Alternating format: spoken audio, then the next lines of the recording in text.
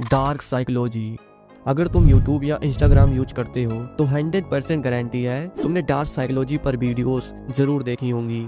लेकिन इन वीडियोस की मैं तुमको एक फनी बात बताऊं, मोस्ट ऑफ द ट्रिक्स जो मैक्सिमम वीडियोस में तुम सुनते हो उनमें से 90% की वीडियो की स्क्रिप्ट ChatGPT से लिखाए गए होते हैं, जिसमें मिस्टीरियस बंदों या एनिमे की वीडियो क्लिप्स और बैकग्राउंड में डार्क म्यूजिक बजता रहता है और तुम सिर्फ म्यूजिक और विजुअल सुन के कन्विंस हो जाते हो जैसे कोई दुनिया का सबसे बड़ा सीक्रेट तुम्हें बताया जा रहा हो। और सच बोलूं, पिछले कुछ दिनों से मेरे फीड में भी लगातार डार्क साइकोलॉजी वाली वीडियोस आ रही थी। Same pattern, dark background, slow scary music, जैसे कोई दुनिया का सबसे बड़ा सीक्रेट लीक हो रहा हो।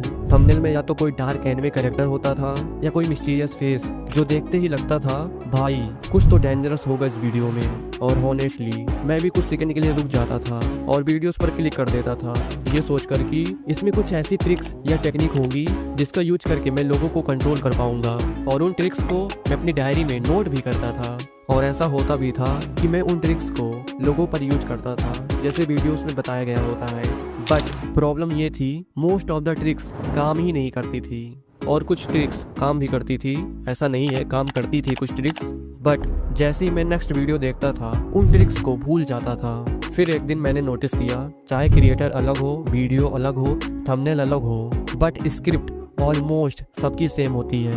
बस वर्ड्स इधर उधर होते हैं, बाकी सब copy paste, same line same tricks. और तब मुझे समझ आया ये डार्क साइकोलॉजी नहीं है, ये हमारा चूतिया काटा जा रहा है ChatGPT से स्क्रिप्ट लिखाकर।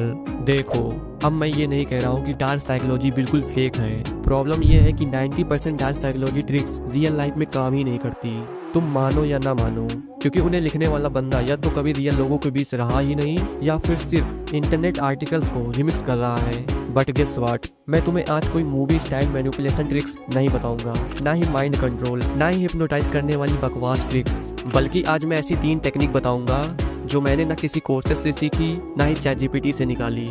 ये 3 चीजें मैंने रियल लोगों को ऑब्जर्व करके सीखी हैं, school, college, public places, conversation में। और सबसे इम्पोर्टेंट बात, ये टेक्निक तुम्हें फेक नहीं बनाएगी बल्कि तुम्हें लोगों को समझने में मदद करेगी।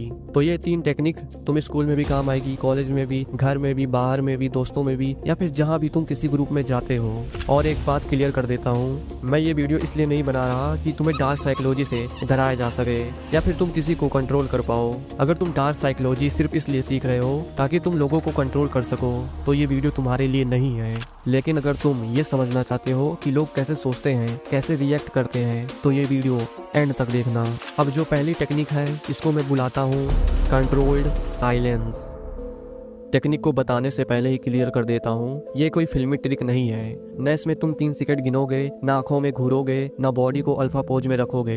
ये टेक्निक बिल्कुल बोरिंग लगती है, इसलिए इंटरनेट पर वायरल नहीं होती, लेकिन रियल लाइफ में ये सबसे ज्यादा काम करती है। इंटरनेट की डार्क साइकोलॉजी वीडियोस तुम्हें क्या सिखाती हैं? Be mysterious, speak less to dominate, instant reply मत करो, लेट रिप्लाई से वैल्यू बढ़ती है, इग्नोर करो ताकि सामने वाला पागल हो जाए।